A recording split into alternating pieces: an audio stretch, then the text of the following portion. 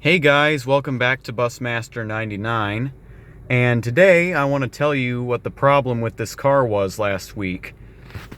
So, long story short, I ran over a nail and it punctured my right rear tire. Now, coincidentally, my dad had the same thing happen on his 2012 Honda Pilot a few years ago, and so he had me help him take the tire off and put the spare on.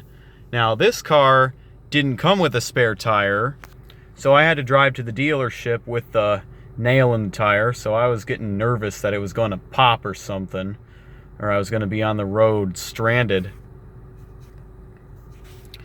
But that wasn't the case. The worst thing that happened was the noise and the fact that the tire pressure light came on. So it came on after I took a left at a light the day after I had it punctured. But what happened was I was driving at night in my neighborhood. I ran over a nail and I couldn't see it because these headlights suck. Let's be honest. Halogen headlights, I mean, the fog lights are good despite them being halogen, but at least make the low beam headlights xenon or LED or something along those lines. But oh well. It's a 2014. It was before Honda even offered LED headlights on the Civic. So the only way to get better headlights is to upgrade them yourself. But anyway, back to the main point. It was not a huge deal. I thought it was going to be a big deal, and that's why I made my previous video about why last week's Friday was my worst Friday ever. Turned out to be a $25 fix at the dealer. So last week was not even 2 weeks into ownership of this car. I've owned the car for 15 days now, so over 2 weeks. And it already saw the dealership for the first time. You can say I've got bad luck. Not the worst luck. I mean, it could have been a hell of a lot worse, to say the least. But what they did was they patched up my tire and they removed the nail, and unfortunately I might have to replace the 2 rear tires, but because I bought this certified, if I take it back to the dealership I got it from, it might be done for free.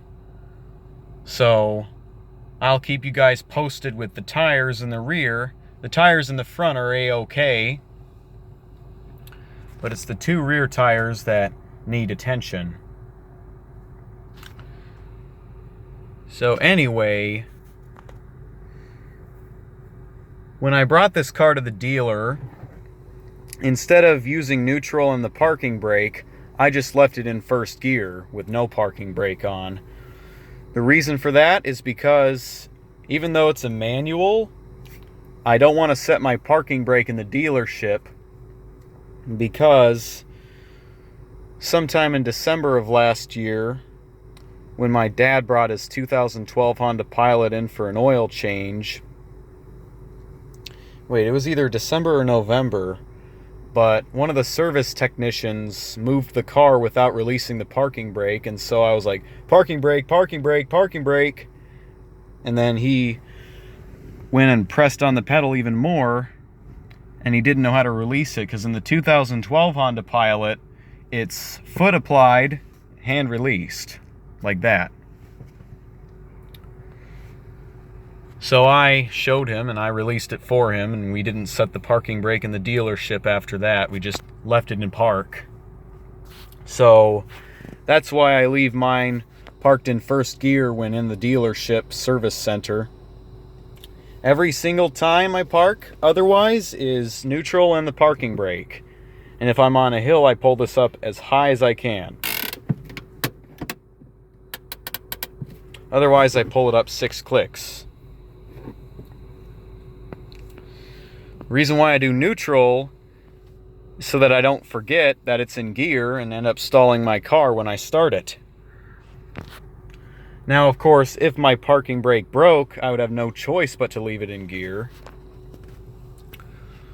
But honestly, what's the likelihood it's going to fail in a Japanese engineered car.